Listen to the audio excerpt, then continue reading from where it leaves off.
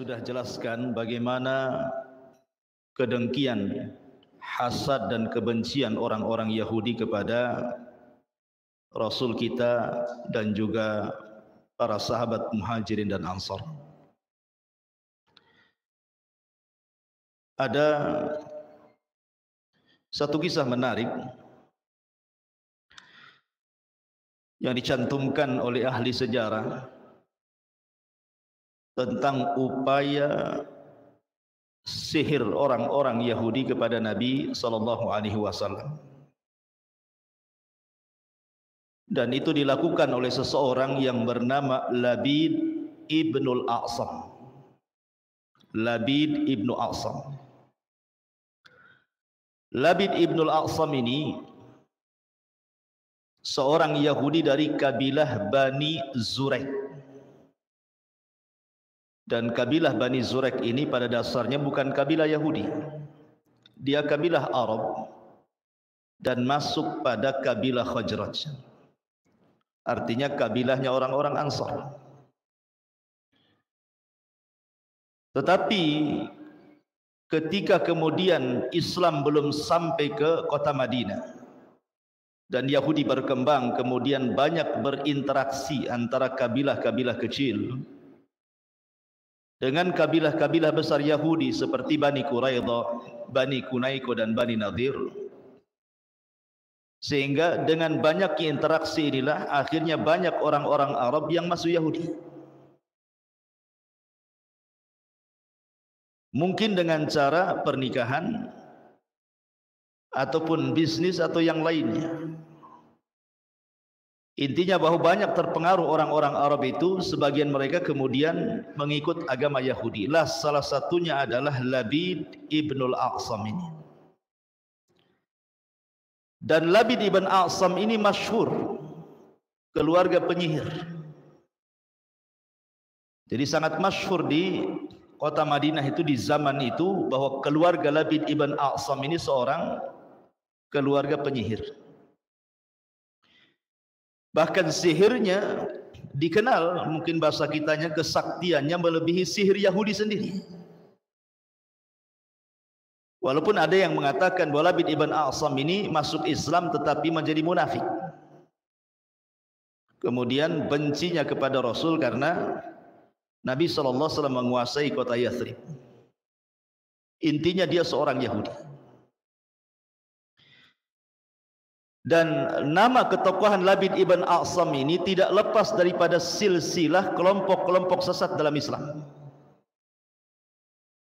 Terutama dalam penyimpangan dalam bab nama dan sifat bagi Allah Subhanahu wa taala seperti Jahmiyah, kemudian turunannya Mu'tazilah. Karena kalau kita tahu bahwa pengasas firqah Jahmiyah itu dinisbatkan kepada yang mengasasnya, namanya Jahm ibn Safwan. Di mana Jahm ibn Safwan ini berguru kepada orang namanya Ja'ad ibn Dirham. Ja'ad ibn Dirham inilah yang kemudian disembelih oleh sang khalifah ketika Idul Adha karena penyimpangannya. Jadi sang khalifah mengatakan, sembelilah kambing-kambing kalian, aku punya sembelihan sendiri. Maksudnya Ja'ad ibn Dirham sembelih habis salat Id. Tetapi dialah yang mengasas akidah sesat Ja'ad ibn Dirham ini, karena melahirkan murid namanya Jahm ibn Safwan. Akhirnya mengasas sebuah firqah dalam Islam yang disebut dengan Firqatul Jahmiyah. Turunannya ada Mu'tazilah yang kemudian berkembang di zaman Khalifah Ma'mun di masa Imam Ahmad. Ja'ad ibn Dirham sendiri berguru kepada Aban ibnu Sam'an. Aban ibnu Sam'an. Dan Aban ini, Ibn Sam'an ini berguru kepada Talut. Dan Talut ini anak putra dari saudari Labid ibnu A'sam. Dan saudari Labid ibn A'sam mengambil ilmu daripada Labid bin A'sam. Dari sini kita tahu silsilah munculnya kelompok-kelompok sesat dalam Islam. Sumbernya adalah dari Yahudi. Namanya Labid ibn A'sam. Punya murid saudarinya, kemudian saudarinya punya anak, anaknya punya murid namanya Tolut, Tolut punya murid namanya Aban, Aban punya murid namanya Ja'ad ibn Dirham, dan Ja'ad ibn Dirham punya murid namanya Jaham ibn Safwan. Dari sini keluar nama Jaham dan firqahnya disebut Jahmiyah. Kemudian turunannya muncul Mu'tazilah. Lah Jaham ibn Safwan inilah yang kemudian pertama kali mengingkari soal nama dan sifat bagi Allah. Dia mengatakan tidak ada nama dan tidak ada sifat bagi Allah. Sebab kalau menetapkan nama serupa dengan Allah, sebagaimana ketika menetapkan sifat serupa bagi Allah, makanya mereka tidak menetapkan adanya nama dan sifat bagi Allah.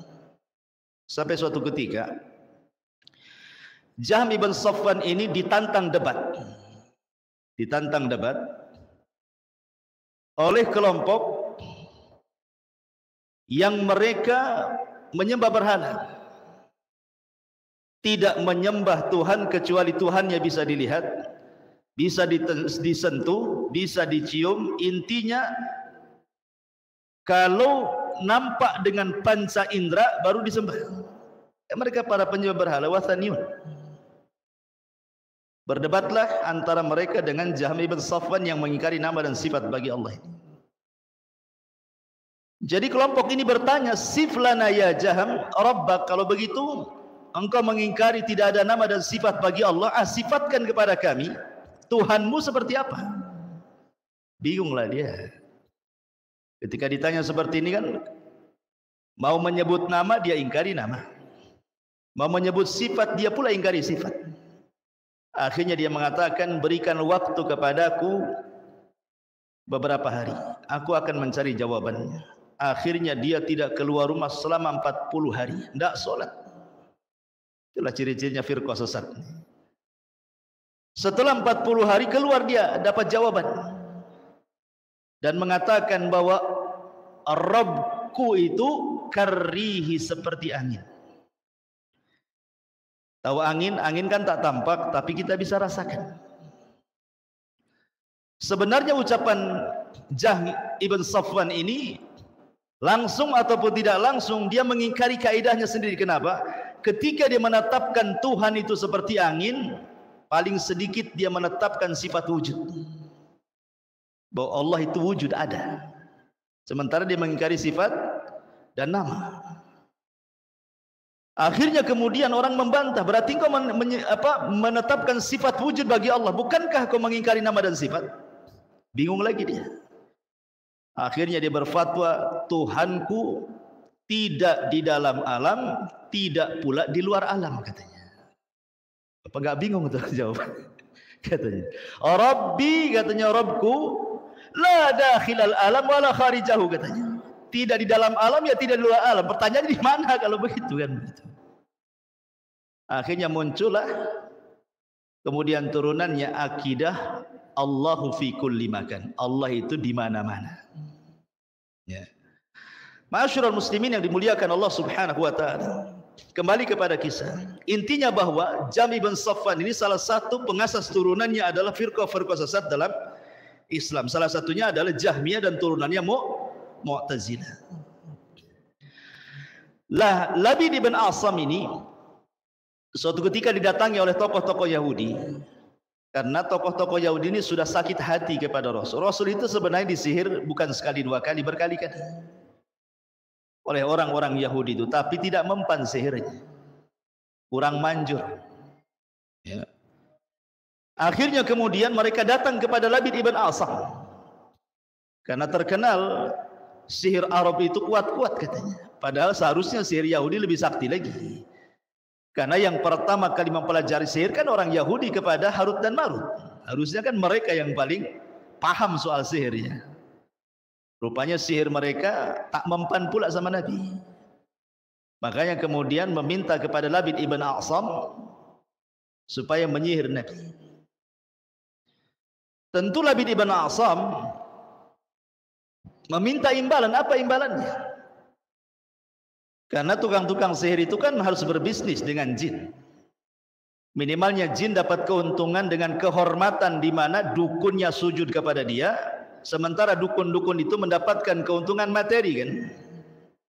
Dia dapat dunia. Seperti tukang-tukang sihir Fir'aun. Sebutkan dalam Al-Quran ketika Fir'aun meminta untuk menghadapi Musa. Apa kata tukang sihir Fir'aun? Alana ajrun. Imbalannya apa ya Fir'aun? Kalau kami harus menghadapi Musa itu. Innakum minal muqarrabin, kata Fir'aun. Pasti kamu akan mendapatkan banyak dunia karena engkau orang-orang dekat aku, kata Fir'aun.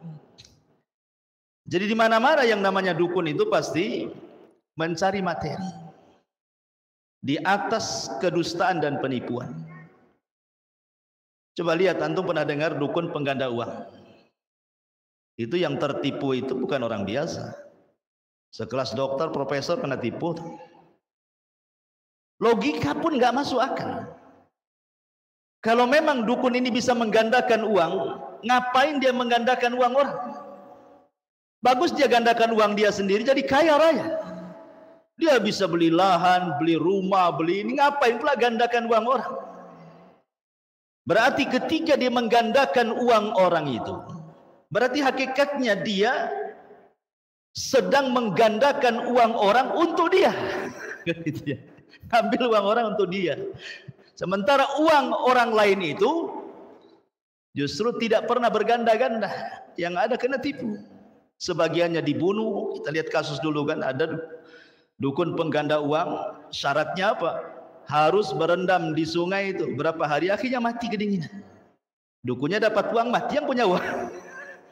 Kena tipu pula kan itu. Otaknya nggak ada. Ya.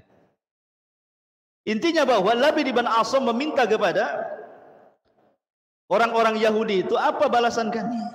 Mereka mengatakan, engkau akan kami berikan sekian dan sekian dari dinar.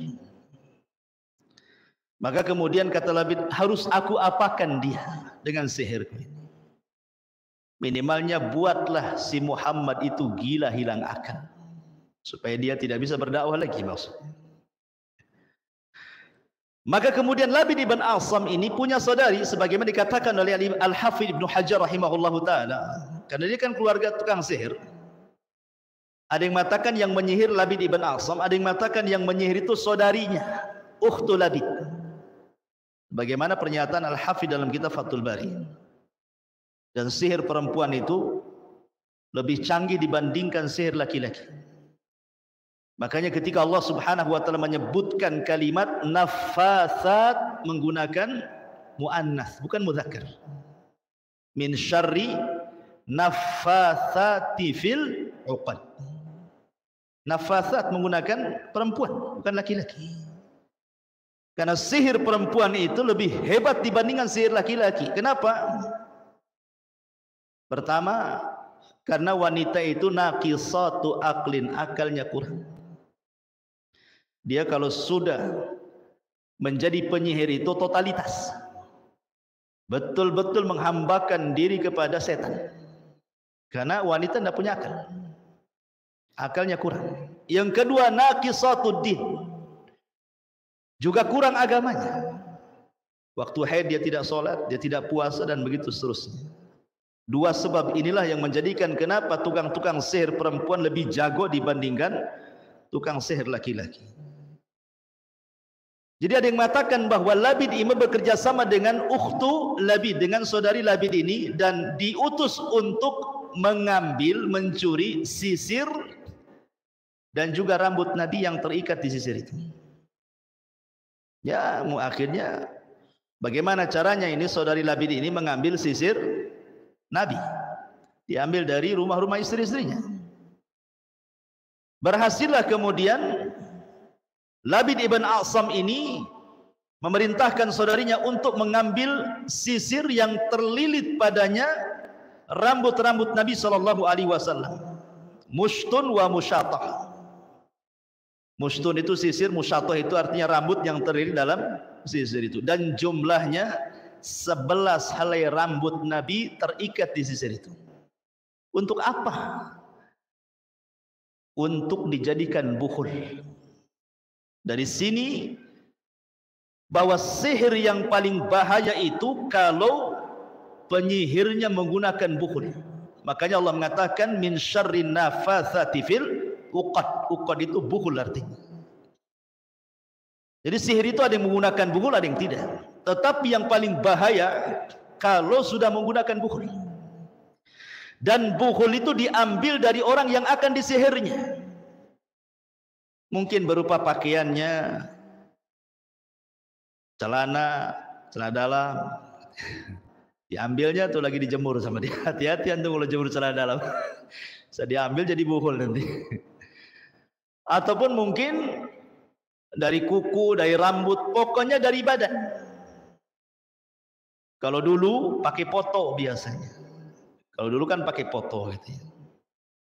Dan zaman dulu fotonya belum berwarna, masih hitam putih. Dan agak sulit mencari foto itu. Nyuri foto di rumah yang akan disihir agak sulit. Apalagi hitam putih kan. Yang mau disihir anaknya, kena pula foto neneknya. Karena nggak jelas itu fotonya. Kan itu ya. Orang dulu kan susah mau nyihir itu. Kalau sekarang nyihir senang saja. Apa Facebooknya? Gambar dia semua tuh. Tinggal disihir saja kan gitu ya. Ada semua di Facebooknya, itu lagi gambar lagi selfie dia. Ya. Kemudian di Instagramnya gambar dia semua tuh yang sedang selfie. Sekarang kalau mau nyihir senang, nggak perlu kita nyuri foto di rumahnya. Tengok saja aplikasi Facebooknya, gambar dia semua tuh. Tetapi justru handphone jauh lebih sakti dibandingkan ilmunya tukang sihir. Kalau dulu mau membuat retak rumah tangga itu harus datang ke dukun kan? Sekarang antum perlu duit beli handphone, kasih kartu kad, kasih pulsa, minta nomor telepon yang akan disihir, SMS saja. Sayang, kebaca sama istrinya ngamuk tuh. Jadi sekarang sihirnya lebih canggih lagi. Sekarang sihirnya bukan manual, ya. Sihirnya itu sudah digital sekarang. Baik, kembali. Akhirnya kemudian saudari Ukhtu ibn Labid ini berhasil mengambil mushtun wal musyatah tadi. Itulah yang kemudian dijadikan bukhul dan diletakkan di sumur yang dekat dengan Masjid Nabawi, namanya Sumur Darwan. Di Sumur Darwan itulah diletakkan bukhulnya oleh Labid ibn A'sam. Kemudian mulailah mereka, keluarga Labid ini mempraktekkan sihir. Subhanallah. Semua sudah dicatat oleh takdir Allah Subhanahu wa taala. Nabi terkena sihir.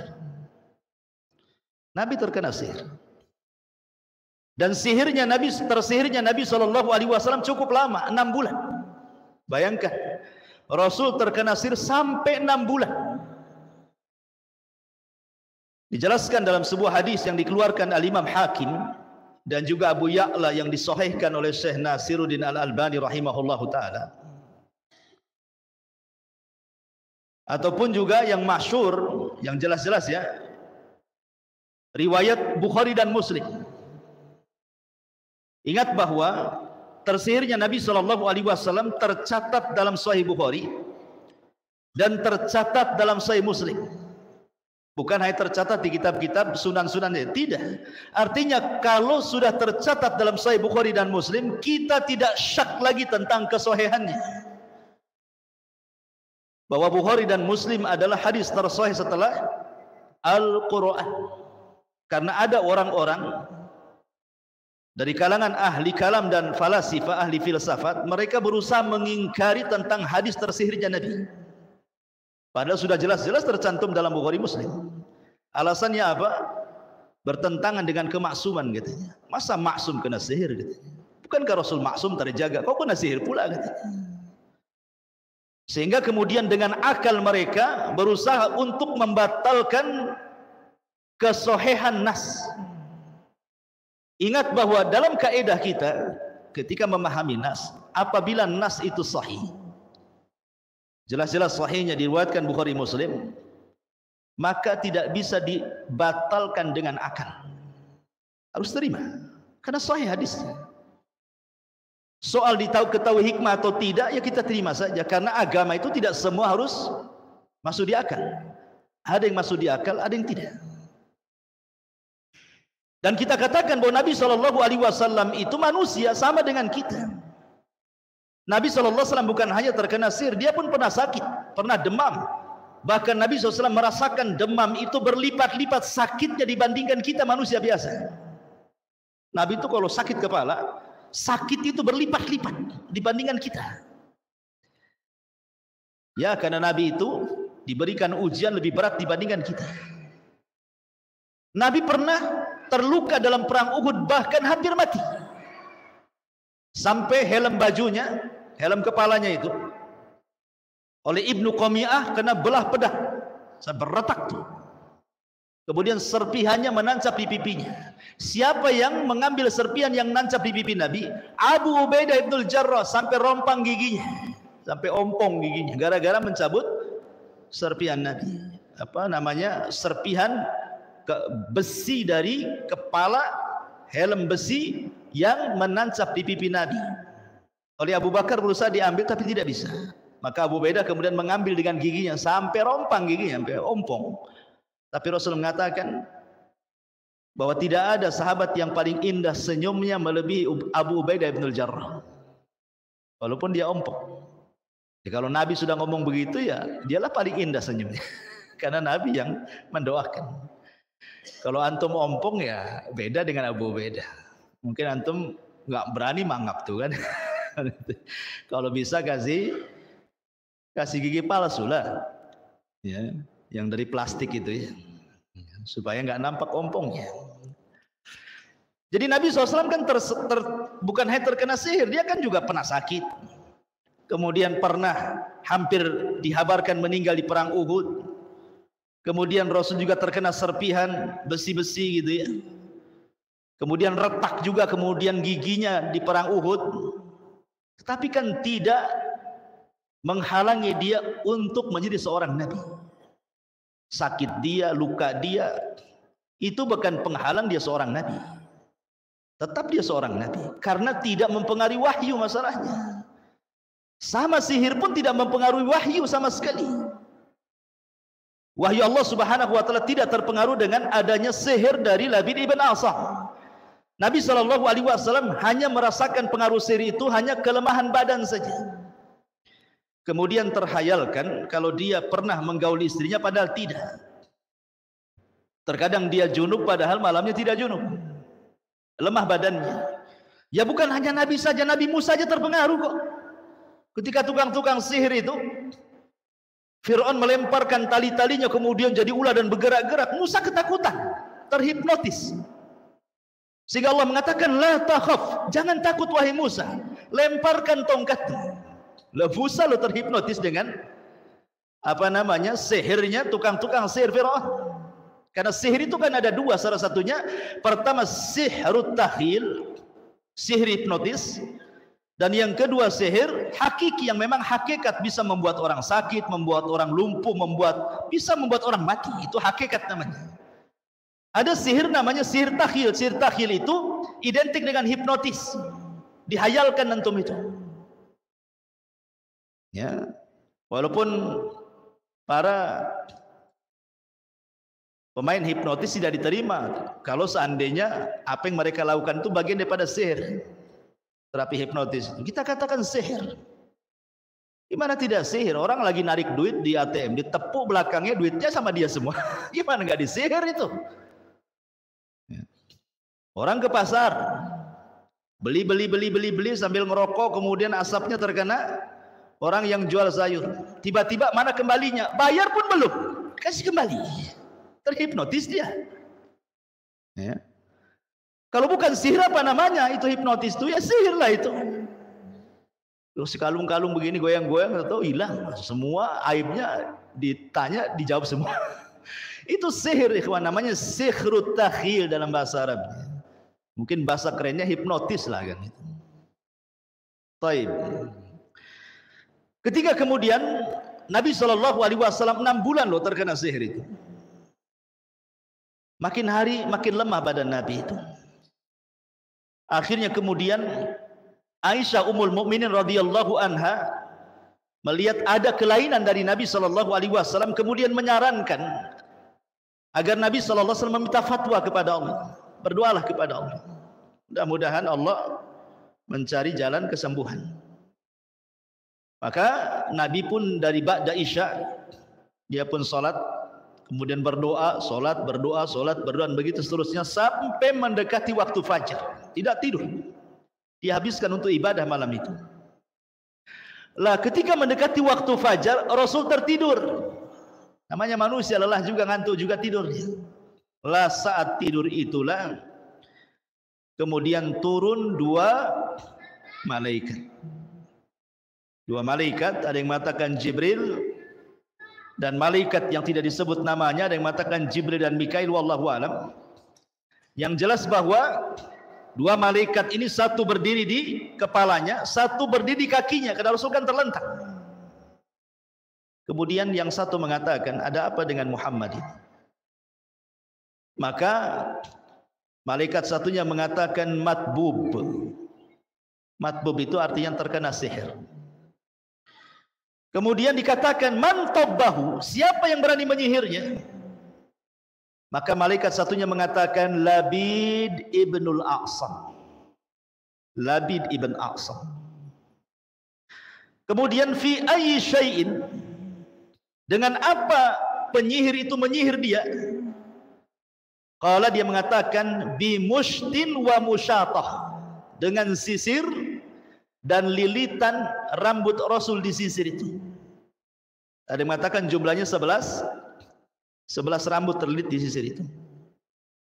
Qala, kemudian dikatakan lagi, lalu di mana diletakkan bukulnya sekarang?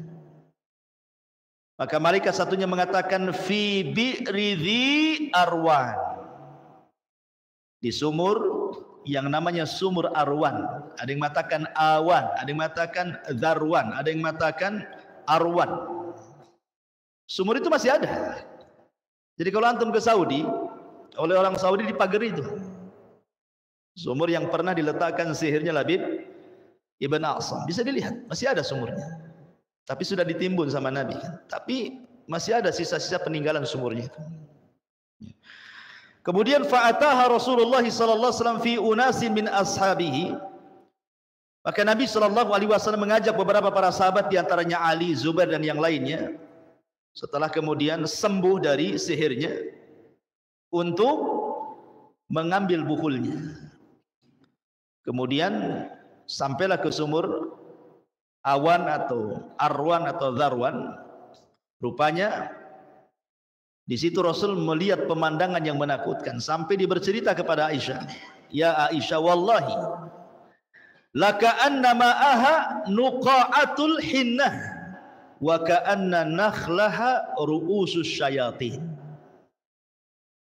Wahai Aisyah, kata Nabi sallallahu alaihi wasallam, demi Allah seakan-akan airnya seperti sari pacar, dan seakan-akan pohon kurmanya seperti kepala-kepala setan. Jadi sumur yang diletakkan bukul itu menakutkan, sumur itu. Sampai Ali radhiyallahu an kemudian menawarkan diri untuk turun ke sumur itu mengambil bukulnya, tapi Rasul mengatakan jangan sampai keburukannya menyebar, sebaiknya timbun saja sumur itu. Akhirnya kemudian sumur itu pun ditimbun, dan hilanglah sihir Nabi sallallahu alaihi wasallam. Bagaimana caranya Nabi sallallahu alaihi wasallam bila hilang sihirnya? Jadi ketika malaikat ini turun kepada Nabi sallallahu alaihi wasallam dan tahu Rasul tersihir, maka dua malaikat ini meruqyah Rasul dengan membacakan dua surat yang disebut dengan muawwidhataini. Dua surat perlindungan, Qul a'udzu birabbin nas dan Qul a'udzu birabbil falaq. Kalau antum gabungkan dua surat ini, An-Nas dan Al-Falaq, maka jumlah ayatnya 11. Sesuai dengan jumlah buhur rambut Rasul yang ada di sisir Nabi itu. Jadi setiap dibacakan satu ayat Qul a'udzu birabbin nas, rontoklah satu buhul di sisir itu, satu rambutnya. Kemudian ayat yang kedua, rontok lagi dua rambutnya. Ketika selesai, maka 11 rambut itu rontok dan terpisah dari sisirnya. Maka akhirnya buhul itu kemudian sudah tidak berfungsi lagi. Dari sini Nabi SAW tidak pernah meninggalkan membaca muawwidhataini sebelum tidur. Dari kasus ini Nabi tidak pernah meninggalkan sebelum tidur membaca qul a'udzu birabbin nas dan qul a'udzu birabbil falaq. Terkadang kemudian ditambah dengan surah Al-Ikhlas. Surah Al-Ikhlas itu dua. Pertama qul huwallahu ahad, yang kedua qul ya ayyuhal kafirun. Dua-duanya disebut surah Al-Ikhlas namanya. Bedanya kalau Al-Ikhlas qul huwallahu ahad ini bicara tentang rububiyah. Kalau qul ya ayyuhal kafirun bicara tentang uluhiyah. Makanya dua-duanya disebut suratul Ikhlas. Kalau dipisah, yang satu disebut suratul Somad, yang satu disebut surah Al-Kafirun. Tapi dua-duanya disebut Ikhlas karena dua-duanya bicara tentang dua tauhid yang mulia, satu rububiyah, satu uluhiyah. Kenapa rububiyah surah Al-Ikhlas itu? Karena bicara tentang nama dan sifat Allah. Allahu Ahad, Somad, lam yalid wa lam yulad, itu rububiyah semua. Dan siapa yang membaca suratul Ikhlas sama dengan membaca sepertiga Al-Quran. Kalau membaca qul ya ayyuhal kafirun sama dengan seperempat Al-Quran. Jadi kalau antum malam-malam ini habis Isya membaca qul huwallahu ahad 3 kali, hatam antum Al-Quran. Karena satu kulhu sepertiga Quran kan, dua kulhu 2/3, 3 kulhu sempurnalah antum baca Quran. Jadi tidak pernah antum baca dari Al-Baqarah sampai An-Nas, cukup kulhu aja 3 kali setiap hari. Ya.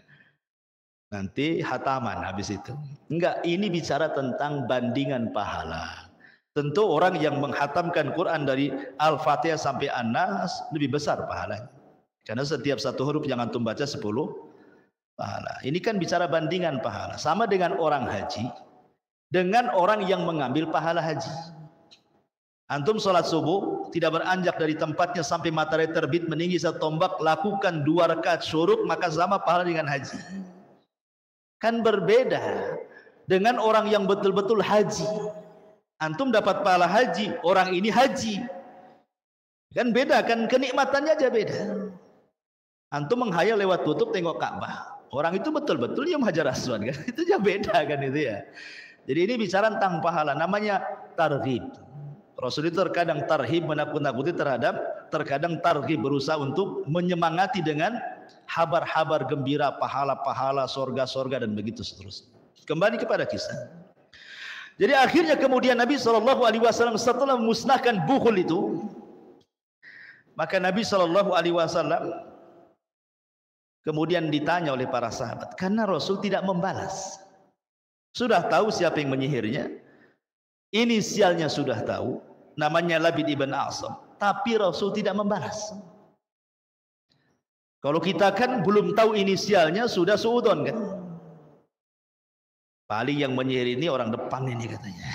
Dari mana antum tahu yang depan? Atau orang belakang?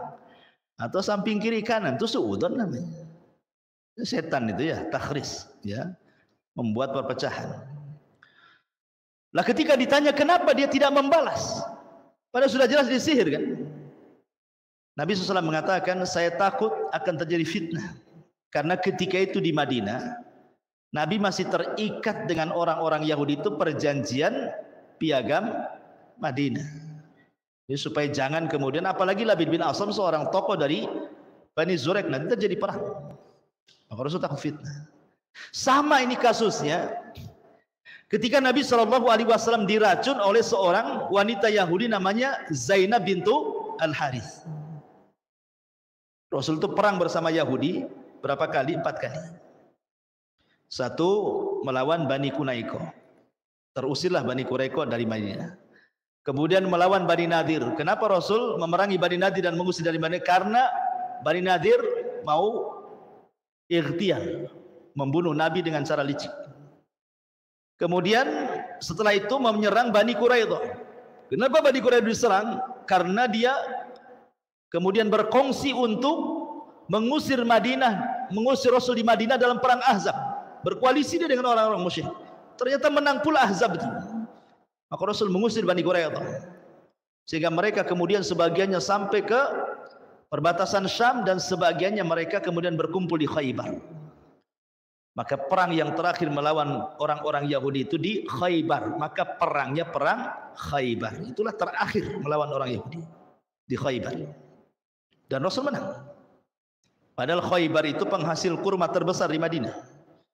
Rasul berhasil menguasai Khaybar. Sehingga dikuasainya Khaybar itulah banyak orang yang kemudian dari kalangan Yahudi benci dengan Nabi. Bagaimana caranya kemudian membunuh Nabi? Tapi mereka tidak bisa karena tidak punya kekuatan. Akhirnya mereka merencanakan untuk menuang racun. Pura-pura mereka mengundang Rasul makan-makan. Zainab sempat bertanya, makanan apa yang disukai Muhammad itu? Oh, paha daging kambing. Itu kesukaan Nabi. Jadi antum kalau makan tengkleng minta pahanya. Itu daging kesukaan Nabi. Kesukaan Nabi maksudnya pahanya. Apakah kambing Batam dengan kambing di Mekah sama? Ya beda. Kambing di sana didoakan Nabi Ibrahim berkah. Makanya makan pagi, siang, sore, malam pun nggak ada kolesterol, nggak ada darah tinggi. Dan itu makanan mereka kan itu. Kalau antum makan daging dari Tamiang sana ya kambingnya dari Tamiang, terakhir antum pula ke Tamiang. Ya. Jadi intinya bahwa Nabi SAW direncanakan pembunuhan dengan cara diracun. Qadarullah, Rasulullah SAW, ya namanya Rasul husnudzon saja. Mereka sudah kalah, mungkin mau berbuat baik. Datang Rasul dengan sebagian para sahabat, dihidangkan banyak makanan kambing. Ketika Nabi SAW memakan sedikit saja, menyicipi saja, masalahnya sudah tertelan. Tiba-tiba paha kambing itu bicara. Mujizat Nabi memberitahu, ya Muhammad, jangan kau makan aku lagi, karena dalam diriku sudah terlumuri racun. Ketika Rasulullah SAW mendapatkan wahyu bicara kambing itu, kata Rasul, berhenti kalian, jangan ada yang makan.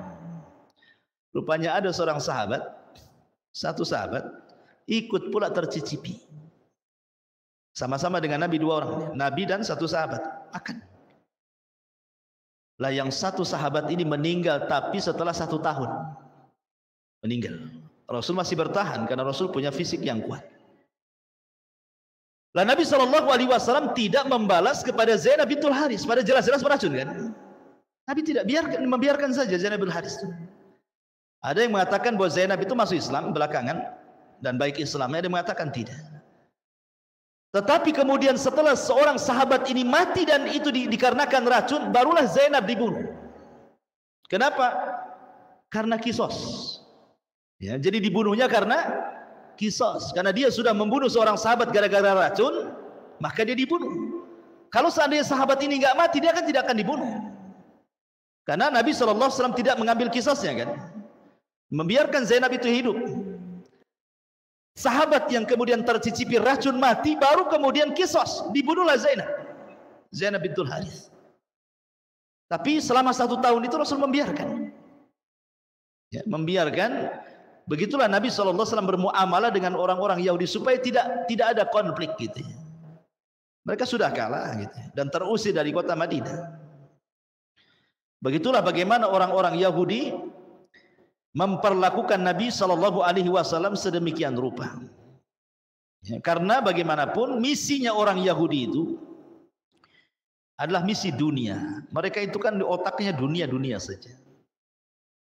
Ketika kemudian diserukan kepada mereka agama yang benar yang sudah tercantum dalam Taurat dan juga kitab-kitab yang mereka baca, mereka berpikir kalau seandainya Muhammad yang menguasai mereka, maka habislah bisnis-bisnis mereka, pasar-pasar mereka, uang-uang mereka. Itu pikirnya mereka seperti itu. Seolah-olah Islam itu kalau menguasai, habis mereka itu. Seolah seperti itu. Pada Islam tidak demikian. Islam tidak pernah mengambil hak orang. Ya. Kenapa kemudian orang-orang Yahudi terpikir seperti itu? Ya tadi, karena Al-Quran mengatakan la tajidannahum ahrasan nasi ala hayatin wa minal ladina asyraku yawaddu ahaduhum law yu'ammaru alfa sanatin wa ma huwa bimuhzahzihi minal adzabi an yu'ammar wallahu basirum bima ya'malun. Dan sungguh engkau akan mendapati mereka, maksudnya orang-orang Yahudi, manusia yang paling rakus kepada kehidupan dunia, melebihi orang-orang musyrik. Ingat suatu ketika sebuah hadis yang disahihkan oleh Syekh Nasiruddin Al-Albani rahimahullahu taala. Nabi ini pulang perang. Tiba-tiba kemudian kehabisan bekal, makanannya habis, minumannya habis. Tiba-tiba kemudian Nabi SAW bertamu kepada seorang nenek Yahudi yang berada di perbatasan Madinah. Karena udah habis makanannya, habis minumannya, di padang pasir bisa mati kan begitu. Makanya singgah ingin bertamu supaya ya bisa makan, bisa minum kan gitu. Dan Nabi SAW tidak pernah melupakan kebaikan siapapun yang berbuat baik kepadanya, hatta orang kafir sekalipun. Maka Abu Musa Al-Asy'ari radhiyallahu anhu yang menceritakan kisah ini mengatakan ketika Nabi SAW betul-betul dihormati sama wanita tua Yahudi ini dalam rangka jazaul ihsan ilal ihsan, balasan kebaikan dengan kebaikan. Jadi Nabi SAW bertanya kepada wanita ini, nanti sepulangnya aku ke Madinah, kira-kira apa yang kau kehendaki kami kirim. Wahai nenek, sebutkan saja, kau sudah berbuat baik kepada kami, ngasih makan, ngasih minum, ngasih tempat. Kira-kira kalau kami sudah pulang ke Madinah, apa yang kau kehendaki, nanti kami kirim saja. Kata wanita ini mengatakan, faqala naqatun, berilah aku seekor unta supaya aku punya kendaraan. Karena di zaman itu kan kendaraan pakai unta. Ya. Kemudian kata Nabi SAW, apa lagi? Kata wanita ini, berikan kepadaku kalban yahrusu ghanami, anjing untuk merawat kambing-kambingku supaya jangan diterkam serigala. Kemudian apa lagi? Ya. Berikan kepadaku jariyah, budak wanita supaya dia menjadi pembantuku. Kemudian apa lagi? Ya Allah, enggak berhenti permintaannya.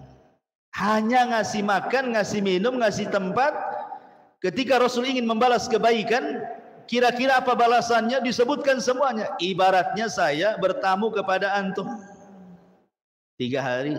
Jadi anak ngomong, sebagai balasannya nih, karena antum sudah ngasih makan, ngasih minum, ngasih tempat tinggal 3 hari. Kalau saya pulang ke Jawa Barat, kira-kira mau apa antum? Saya mau Fortuner Ustaz 1. Ya kan? Apa lagi? Gitu ya. Oh kalau bisa rumah saya renovasi nih, tak ada duit. Renovasi. Apalagi nggak berhenti. Jadi Nabi SAW heran. Orang ini tamak sekali, lobak sekali gitu ya hidupnya. Kata Nabi SAW, wahai nenek, a'ajazti ka'ajuzi Bani Israel. Lemahkah engkau wahai nenek untuk seperti seorang nenek di zaman Bani Israel gitu. Sahabat bertanya, Rasul, apa maksudmu nenek di zaman Bani Israel itu? Rasul cerita. Dulu kata Nabi SAW, Inna Musa lamma sara bi Bani Israel min Misra dhallu tariq. Dulu Nabi Musa ketika membawa Bani Israel dari Mesir menuju tanah perjanjian Palestina, nyasar di tengah jalan, tidak tahu jalan. Dulu gak ada kompas, apalagi Google Map. Nyasar. Sehingga kemudian ulama orang-orang yang berakal, murid-murid pilihannya Musa mengatakan, oh jangan-jangan karena kita tidak melaksanakan wasiatnya Nabi Yusuf. Kata Musa, aku tidak ingat apa ya. Mereka mengatakan Nabi Yusuf sebelum meninggal, dia berwasiat agar jasadnya jangan dikubur di Mesir, tetapi kuburlah di Palestina. Oh boleh jadi mungkin gara-gara itu kita tersesat karena tidak membawa jasadnya Nabi Yusuf. Dan ingat jasadnya para nabi itu tidak pernah dimakan tanah ya, walaupun dikubur lama-lama pun. Seandainya Allah takdirkan ada orang yang menggali di kuburan nabi, walaupun sudah 4 abad yang silam, 14 abad yang silam, nabi itu tidak akan berubah ketika meninggal sampai hari ini. Tapi kan tidak boleh haram menggali kuburan nabi. Kalau seandainya digali, maka jasadnya para nabi tidak akan rusak dimakan tanah ya. Makanya Nabi Yusuf alaihi salatu wasallam jasadnya masih utuh. Lah ketika itu qadar Allah memang tidak ada yang tahu kuburannya Nabi Yusuf kecuali seorang nenek. Satu-satunya yang tahu kuburannya itu adalah seorang nenek tua. Inilah yang diceritakan Nabi kepada nenek Yahudi itu, "Hei nenek, lemahkah engkau untuk menjadi seorang nenek di zaman Bani Israel?" yang mengetahui di mana kuburan Nabi Yusuf.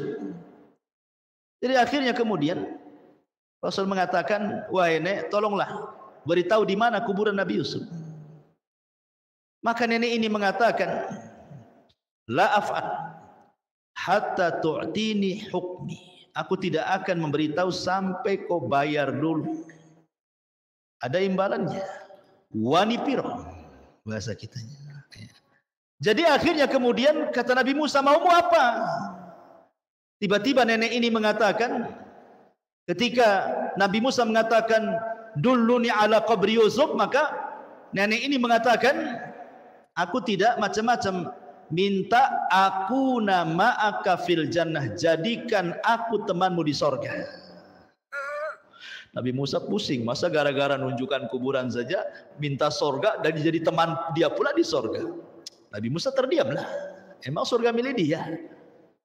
Allah kirim malaikat, dan malaikat mengatakan kepada Nabi Musa, ya Musa, Allah sudah mengabulkan permintaan wanita itu. Maka wanita ini menunjukkan kuburannya, kemudian kuburan digali, baru kemudian setelah jasadnya Nabi Yusuf ini ketemu, kemudian dibawa ke tanah perjanjian dan tidak nyasar lagi. Syahidnya di sini apa? Kalau sudah nenek-nenek itu jangan macam-macam. Minta unta, minta ini, minta. Tengok nih nenek zaman Bani Israel, minta sorga gitu maksudnya gitu loh. Ya. Udah tua kok macam-macam gitu loh. Nah, Rasul ini mengatakan, lihat bagaimana orang Yahudi itu nggak kenal tua, nggak kenal muda, nggak kenal kaya, nggak kenal miskin. Pokoknya mereka dengan dunia itu cinta sekali. Kalau bisa 1000 tahun mereka itu jangan mati, ya kan? Padahal mereka mengklaim bahwa sorga itu milik mereka. Kalaupun harus masuk neraka 3 hari saja katanya, atau 40 hari paling lama. Makanya Allah mengatakan, kalau kalian memang penduduk sorga, kenapa tidak berangan-angan mati saja? Malah pengen hidup 1000 tahun pula. Berarti sebenarnya kalian juga merasakan bahwa kalian itu bukan ahli sorga. Kalau bisa jangan mati. Ya itulah orang-orang Yahudi. Wallahu a'lam bishawab. Dan manfaatnya subhanakallahumma bihamdika asyhadu an la ilaha illa anta astaghfiruka wa atubu ilaik. Allahu ta'ala alam. Assalamualaikum warahmatullahi wabarakatuh.